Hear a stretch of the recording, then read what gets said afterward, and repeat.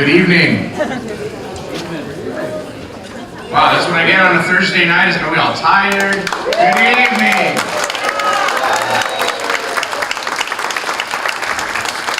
Thank you all so much for coming out this evening. It's an exciting night. It's been a lot of work to get us here, and it means a lot. My name is Shane Cadman. I'm the manager here at the Shannon Center. I'll start with my housekeeping rules real quick, which is that if you look around the room and see the red exit signs, in the unlikely event of an emergency, make your way through those doors, and we'll just read the stuff outside, and you can all look at your book. I don't know if I mentioned that books are available for such suggested donations out in the lobby out there of the show, with access to the music as well. There's no food or drinks allowed inside the theater except for bottled waters. I think that we're good on that. We will have little snacks afterwards. We're going to have some cookies out there for you afterwards and some coffee and punch if you like, so you can continue to mill about and hang out. And the big, most important one is if you have your cell phones with you, please either turn them off, put them on silent, so that they don't disturb the folks around you. Thank you for doing that. So I don't want to spend a lot of time talking because it's not what tonight's about. Well, it is about talking, but it's not about me talking. But I want to tell you, in August of 2016, when the world seemed to be losing its mind, Jeanette Kelly came to me. Jeanette, where are you? Come out on stage. This is the heavy lifter of the project right here. So Jeanette came to me and she said, she's done a lot of great stuff and she's seen a lot of great stuff. She said, what about if we did a show that involved poetry and art and music? And I said, wow, that's a really cool idea. Let's see how we can make that happen. And she actually helps curate the lobby shows here in general. And so we started to work on it, and it took a while because that's a lot of work. And one of the things that she did early on was she said, okay, well, I know this poet, and really great guy, easy to work with, named Eric Morago. Eric, come out here to the stage.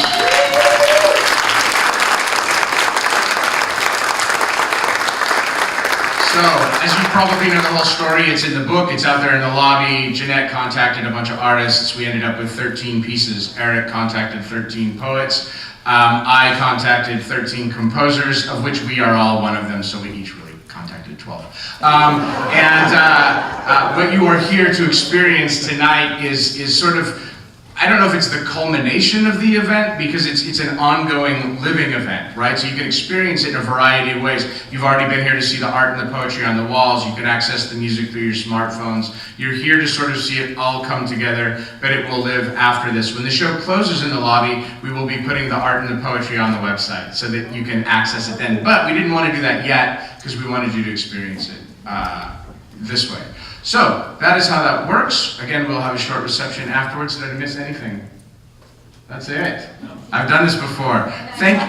No, she's not blinking. I do want Roberto from 560 Creatives. We want to thank the Public Library, Whittier College, so many folks, and what I want to do really, poets, stand up and be acknowledged.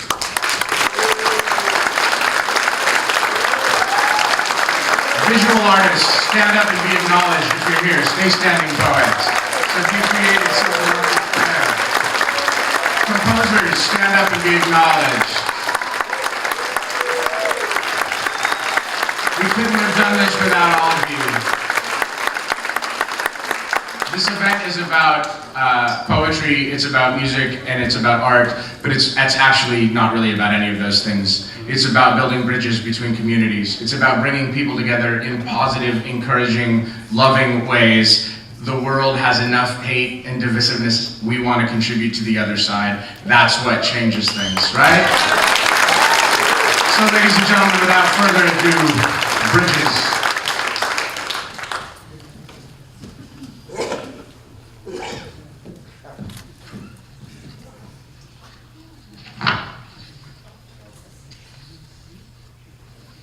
And this first piece is, I Am Your City.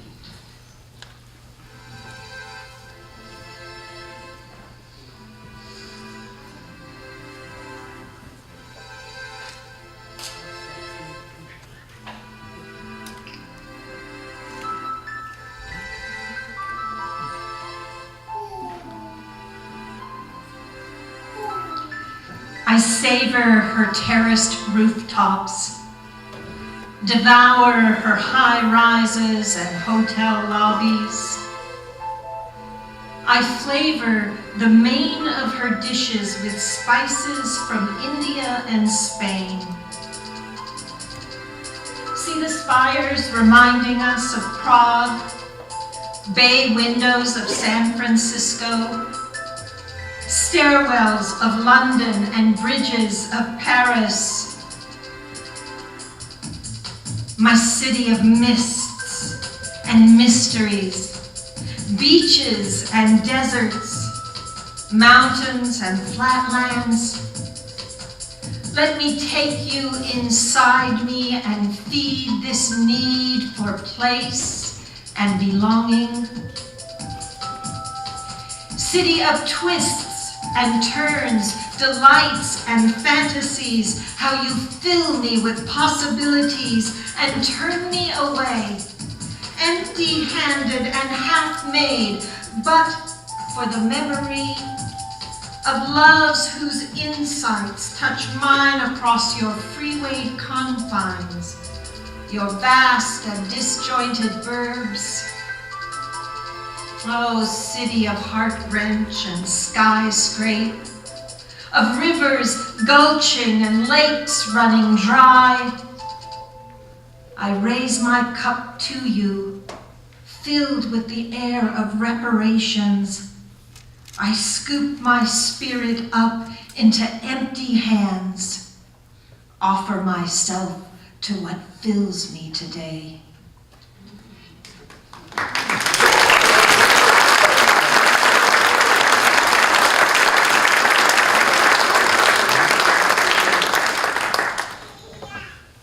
Tamaleras de la casa.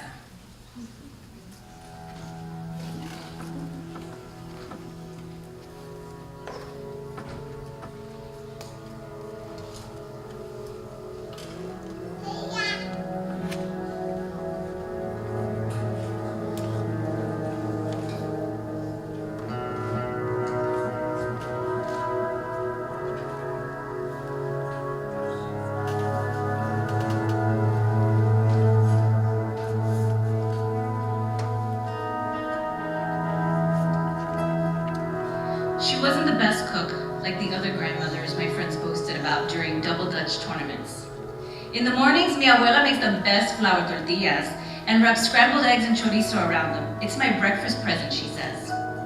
I didn't like Lucia's breakfast stories, and I loathe Valentina's tres leches birthday cake ones. Who cares about your stupid breakfast burrito? Just jump in already. My abuelita wasn't a baker, connoisseur of chile rellenos, or homemade anything really. But come December, she was La Tamalera, superhero of Christmas dinners, making sure every neighbor had tamales until Easter. The kitchen looked like a mad scientist's laboratory.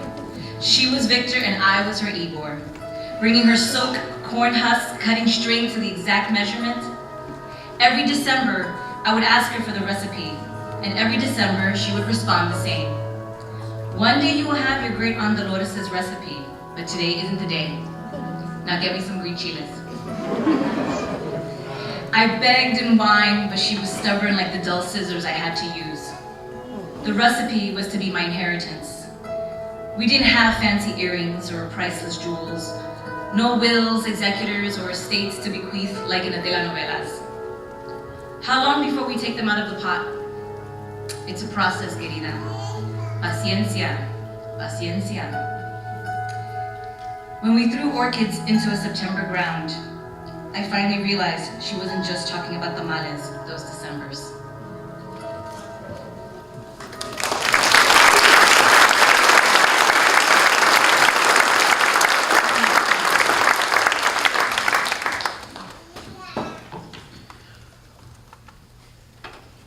Raw pigment.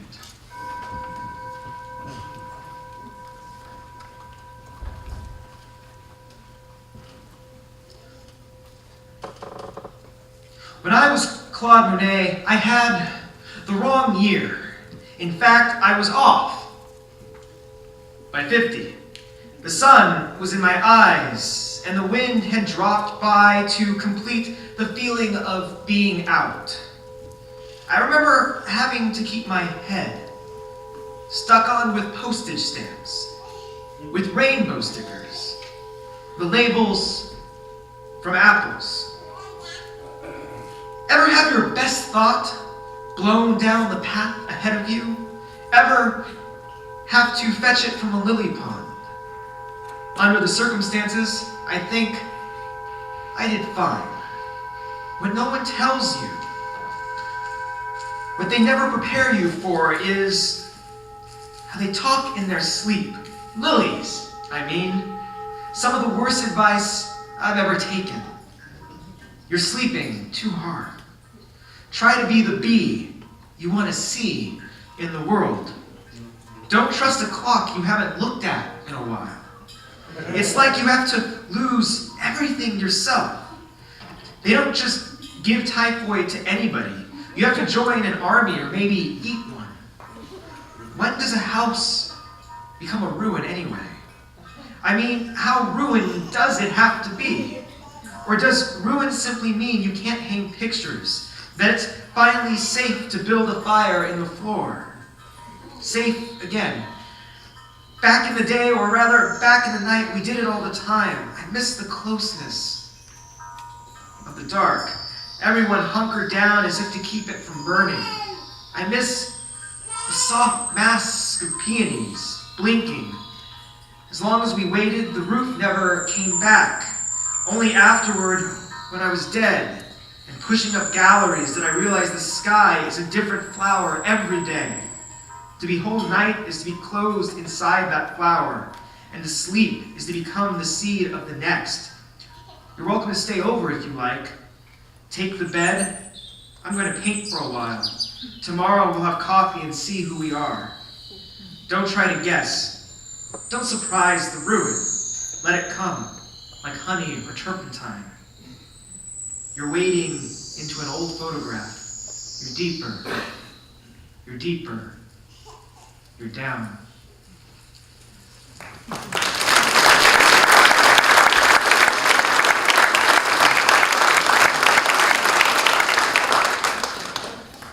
Reconciliation. A sacrifice took place below the pit where grease drips into honey. An offering made for clear passage, all frenzy of wing thud and moth flutter. Hired hands broiled for dimes, grunted, witnessed catastrophe, conspired for a grab at protective measure. Birds' lives, arguably, matchsticks to the lives of working men. Frantic forsythia kept sweet, succumbed to her snuffing quietly. Above, goldenrod shadows julienned across soil. Young wives looked forward, taught the children damage control, made themselves superstitious, used marigold handkerchiefs when their husbands coughed up soot. One of their sons will splint a bent wing, they told themselves. Somewhere, Sentinel will pardon Kohler.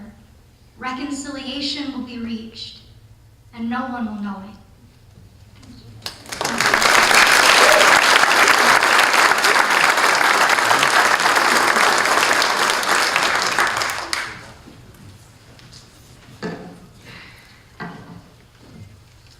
Why I have to fix it for my father.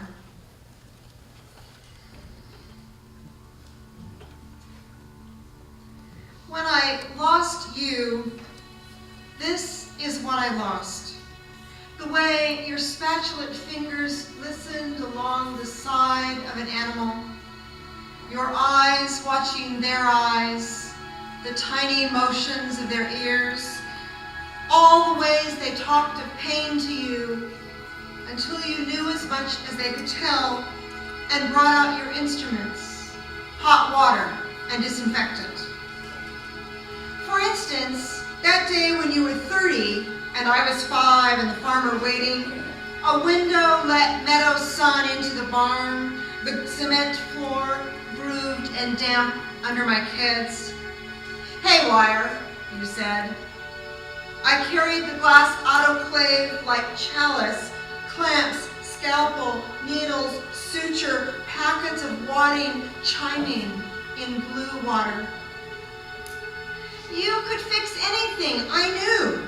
I was not afraid when you pulled blade against flesh, cut through her side, severed layers stretching loose, small arteries threading air with blood. Or when you plunged your arm into deep cavern of cow, raked out mashed hay, searching the folded forest of stomach until your fingers found the wire, pulled it out, held it on your palm, bloody and wet with acid. Here it is. After you pushed the curved needle through lips of flesh, in and out, stitched fast membrane, tendon, dermis, closed her layer by layer until I could let go the clamp I had held for you against stiff hide, and you closed that tight too. Patted her side, said, "She'll do." This was your creed. If you look long enough, you figure it out. If you figure it out, you can fix it. I hang on still by nails and skin, stomach stapled to backbone, and cannot quit.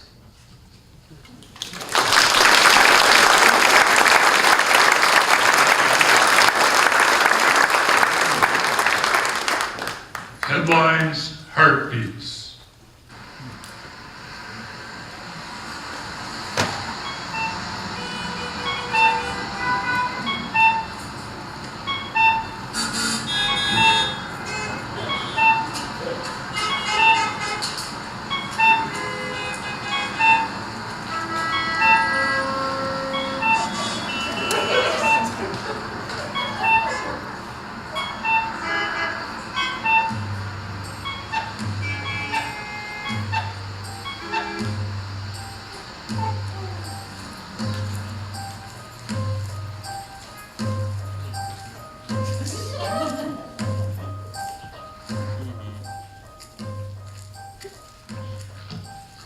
In a city made of headlines, scraps of news flow down the alleys.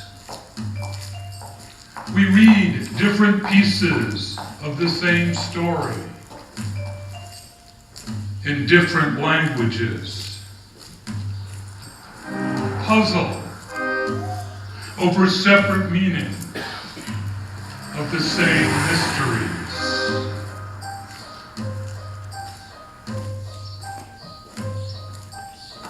We fold the paper into paper cranes and place them in pockets by our hearts.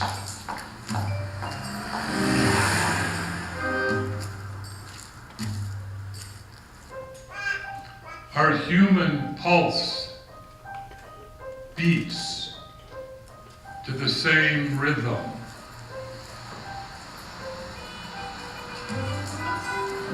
It understands.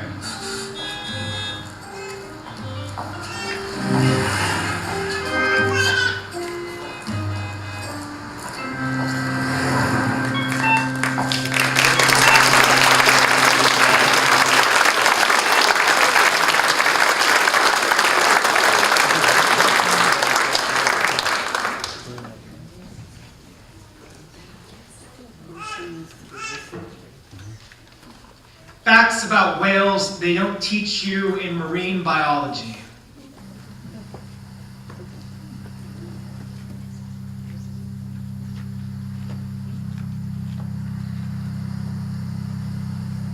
One, the first whales were actually stars that grow too hot and bright. They dove from sky to earth, which at the time was all water.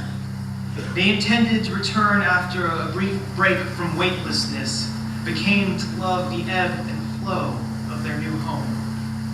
2, whale song is just light. audibly escaping their bodies. 3. Originally, whales did not have to come up for air. They were born in the vacuum of space, after all.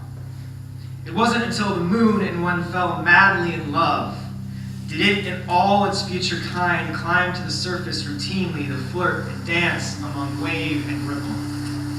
4. To this day, the moon names every whale in the ocean in a language only they understand. 5. Dreaming of whales can symbolize one of two things: that you will rise despite the great mass of whatever fear holds you down, or there is a friend you haven't spoken with in a while who wants to borrow money.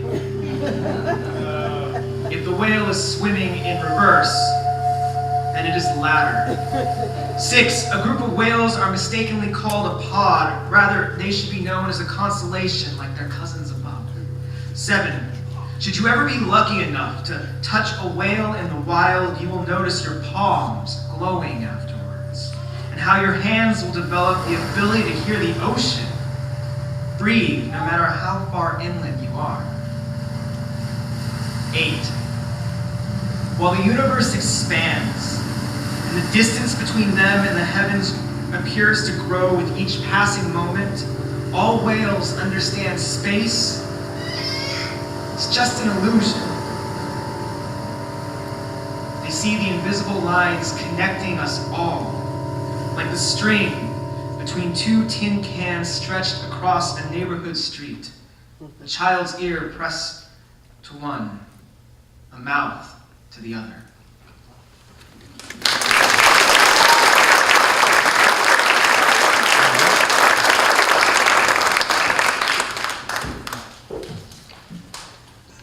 North or south, norte o sur.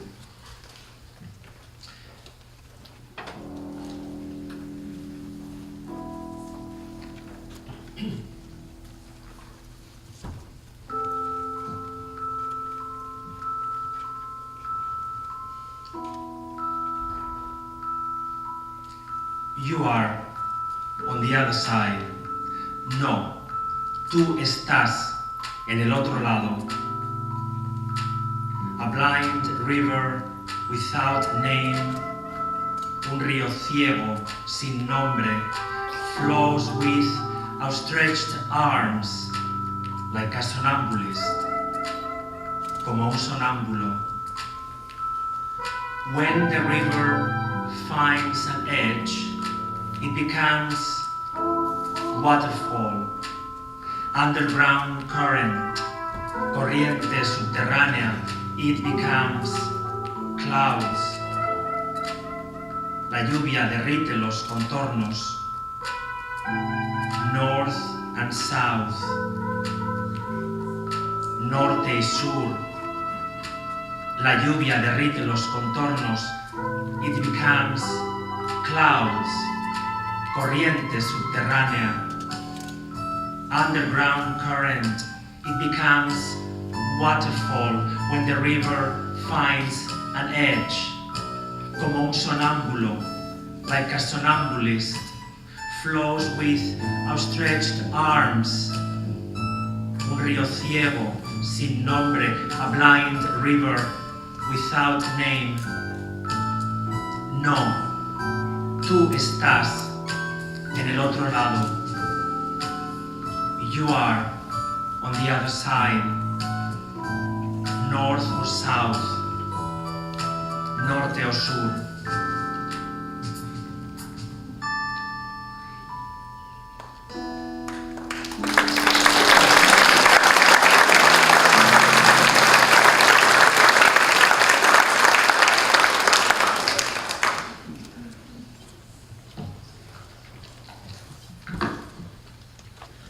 Native tongue.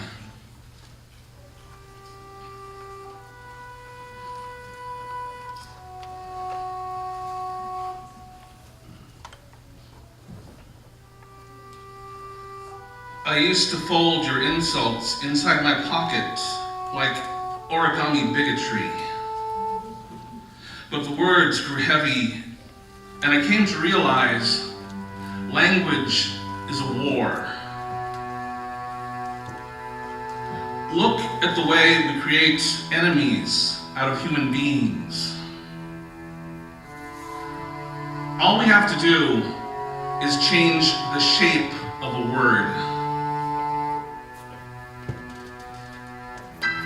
When you hear Muslim, what do you think of first? Terrorist or faith? Tell the truth. As a child, I carried the weight of the second tongue like a mouthful of water I could not swallow until I sounded white enough for the other children. When we read about the war, the other kids would look at me as if I were to blame.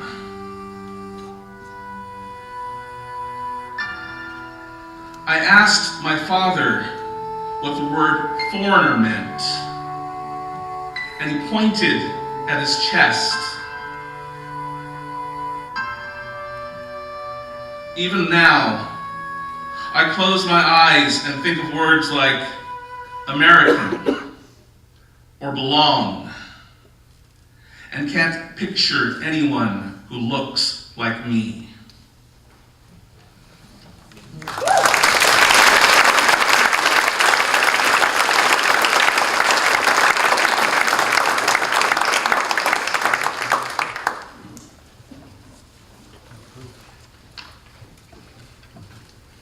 The chair.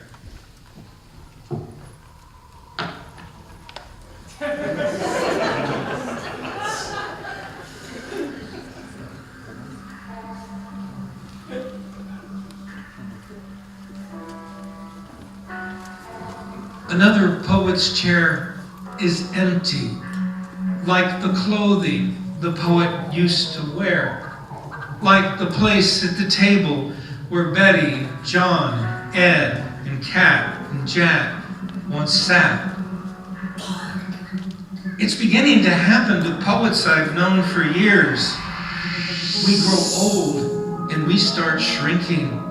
Malignant cells betray us, enlarged hearts stop, exhausted kidneys fail, lungs exhale, and then my friends are gone. I'm writing to you from my quiet room, surrounded by bookcases full of poetry, books and books of essays about the craft. No one will want to read these books any more than they will want to sit down in a dead man's chair. I'm getting to an age where I know I should clear them out, so no one has to box up my books and take them down to the thrift store when I die. It's easy to get rid of the novels. I can't get rid of the poetry. Not yet. These books echo where I was and what I was writing when I acquired them. At least half those books are signed and inscribed by poets I know and love. Walk into my library after I die. You will be surrounded by my books. Little houses for the voices of my friends. Some of them are dead. None of them were silenced.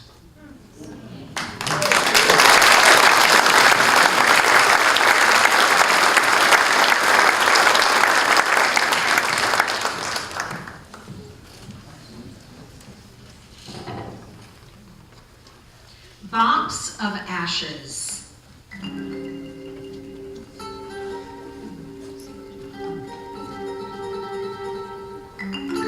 The red iguana stayed up past the bars and was an easy stumble through the cold for hot plates of rice and beans. We walked a similar gait. A pair never meant to go together. We were always wet and exhaling smoke, understanding blood as a fire in and out of the skin.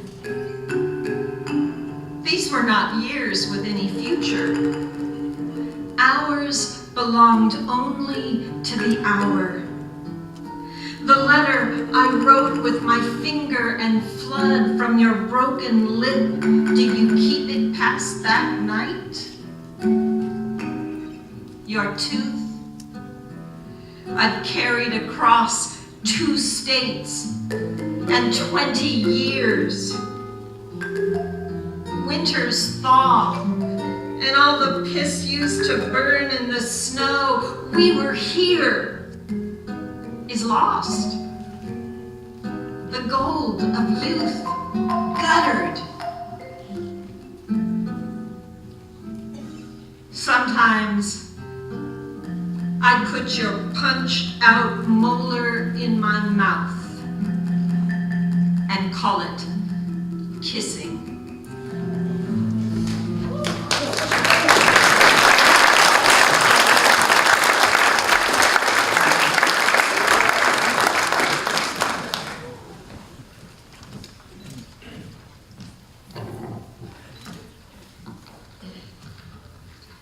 Birthday Girl Blues at Felipe's The Original French Tip.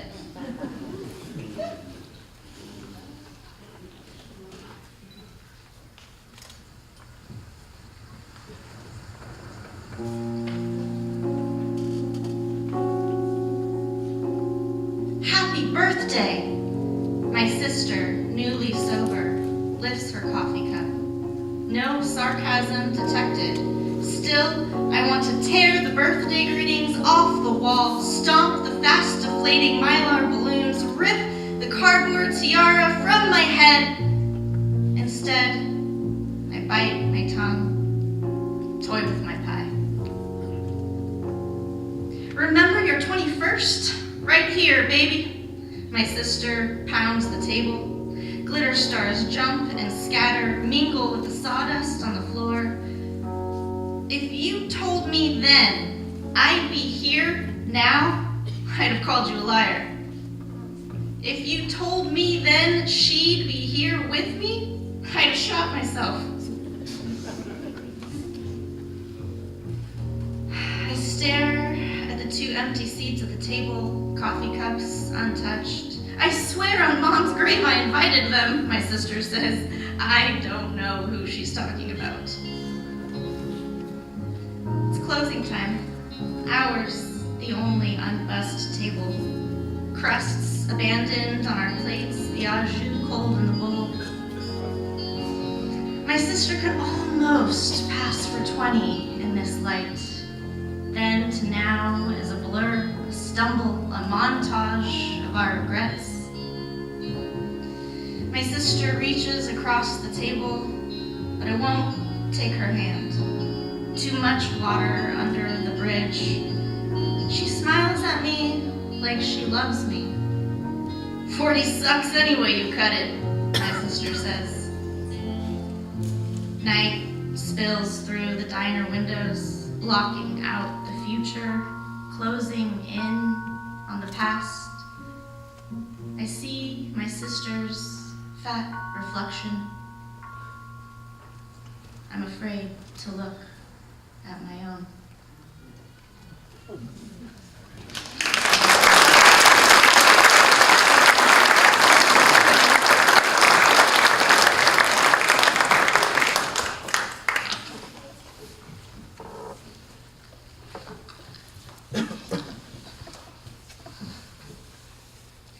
We've been together 46 years.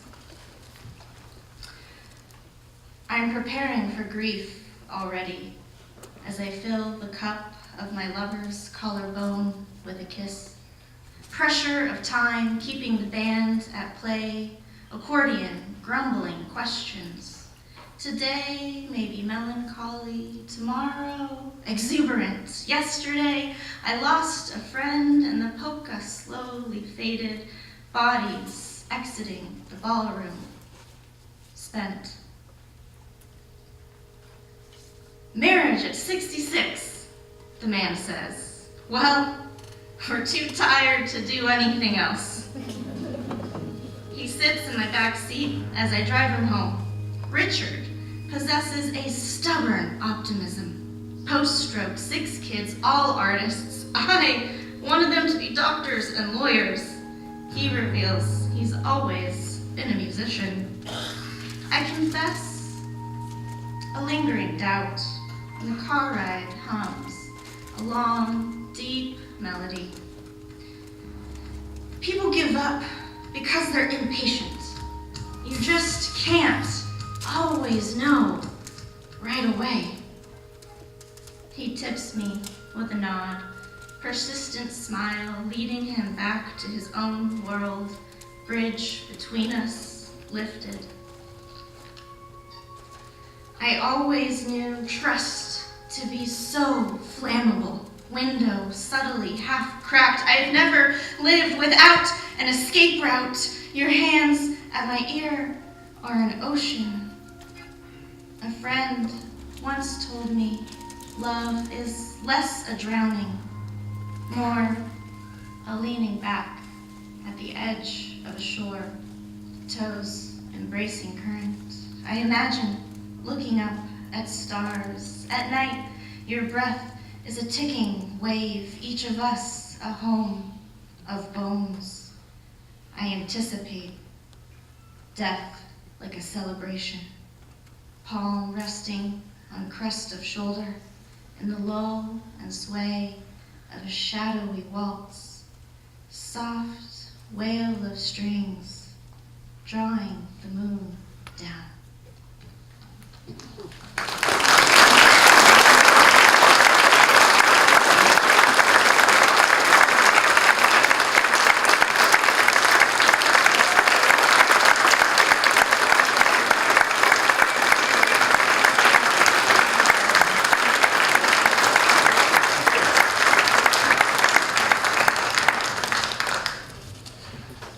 So thank you.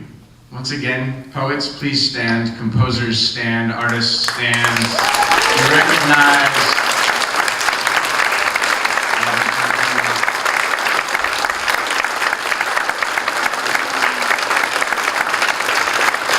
So, a couple of things in closing. First of all, we do have cookies and punch and coffee out in the lobby, and we ask that you hang out, have a little bit to eat and drink, and just visit with each other, right? That's really what this is about. I want you to think about this. We got a couple hundred people to come out on a Thursday night in Whittier for poetry, music, and art. That's pretty cool. And I want to give a big thanks to Jeanette and to Eric, because it wouldn't have happened without them.